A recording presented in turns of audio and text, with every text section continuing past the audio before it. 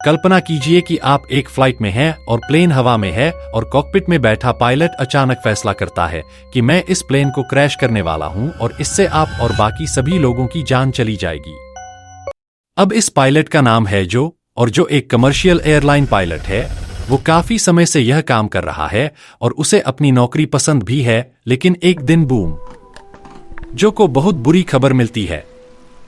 उसका सबसे अच्छा दोस्त स्कॉट अचानक हार्ट प्रॉब्लम के कारण गुजर जाता है और जो बुरी तरह टूट जाता है, क्योंकि यह उसका सबसे करीबी दोस्त था और उसने कभी किसी इतने करीब इंसान को नहीं खोया था। वह इसे बहुत मुश्किल से झेलता है और जल्दी ही वह डिप्रेशन में जाने लगता है और इस सब से निपटने के लिए वह भारी मात्रा में शराब पीने लगता है। साल गुजरते जाते हैं और स्कॉट की मौत की सालगिरह के आसपास उसका डिप्रेशन और बढ़ जाता है। आखिरकार उसकी पत्नी कहती है कि तुम ठीक नहीं हो, तुम्हें किसी प्रोफेशनल से बात करनी चाहिए।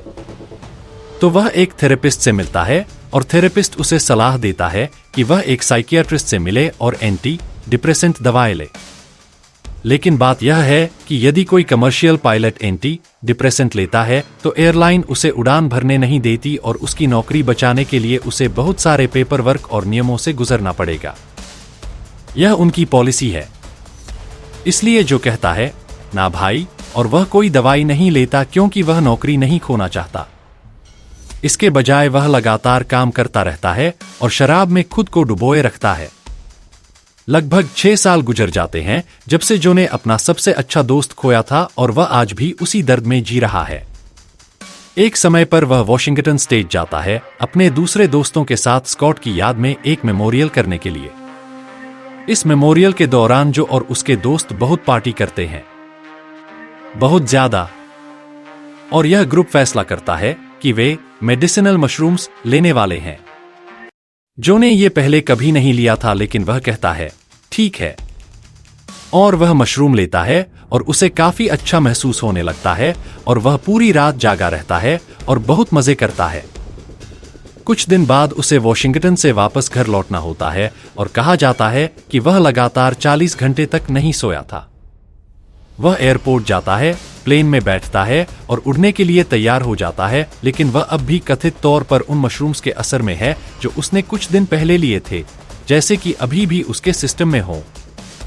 अब वह ड्यूटी पर नहीं है, लेकिन चूंकि वह पायलट है इसलिए वह कॉकपिट के जंप सीट में फ्री में राइड कर रहा है, जहां ऑफ ड्यूटी पायलट बैठते हैं।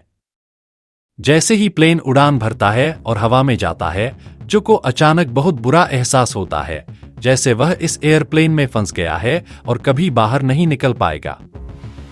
तभी धमाक, उसे एक भयानक बैड ट्रिप हिट करता है, जैसे कि वह किसी डरावने सपने में फंस गया है।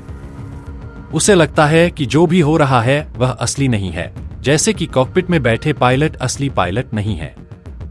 उसे समझ नहीं आता क्या करे और उसे लगता है कि यहां से निकलने का एक ही तरीका है, खुद को जगाना। तभी उसकी नजर छत पर 2 लाल हैंडल्स पर जाती है। ये फायर एक्सटिंग्विशर हैंडल हैं और इन्हें खींचने पर इंजन बंद हो जाते हैं। जो फैसला करता है कि खुद को जगाने का एक ही तरीका है, इन हैंडल्स को खींचना और प्लेन को क्रैश कर देना। वह खड़ा होता है, हाथ बढ़ाता है और दोनों हैंडल्स खींच देता है। कॉकपिट में बैठे दोनों पायलट यह देखकर हक्के बक्के रह जाते हैं और तुरंत उठकर जो को पकड़ते हैं और उसे पीछे खींचते हैं और उनमें से एक तेजी से दोनों हैंडल्स वापस धकेल देता है, जिससे इंजन में फिर से फ्यूल फ्लो शुरू हो जाता है और इंजन सही काम करने लगते हैं। बड़ी मुश्किल से बचाव हो जाता है। शायद इंसानी संपर्क जो को थोड़ी देर के लिए होश में ले आता है और वह उठता है और कॉकपिट से निकलकर पीछे के हिस्से में जाता है और फ्लाइट अटेंडेंट की जंप सीट पर बैठ जाता है और फ्लाइट अटेंडेंट से कहता है कि उसे हथकड़ी लगा दें क्योंकि आगे सब बहुत बुरा होने वाला है। फ्लाइट अटेंडेंट उसे फ्लेक्स कफ, जो कि जिप टाई जैसा होता है, से बांध देते हैं और वह बैठा रहता है, लेकिन वह अब भी कहता है कि उसे इस बुरे सपने से निकलना है और वह पास रखी कॉफी की पूरी बड़ी केतली उठा लेता है और सीधे उसमें से पीने लगता है।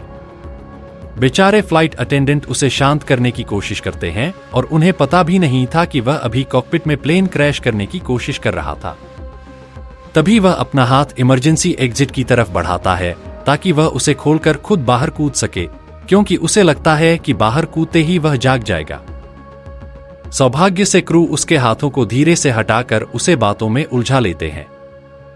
इस बीच पायलट फ्लाइट को पोर्टलैंड की तरफ डाइवर्ट कर देते हैं क्योंकि उन्हें उसे तुरंत प्लेन से उतारना होता है।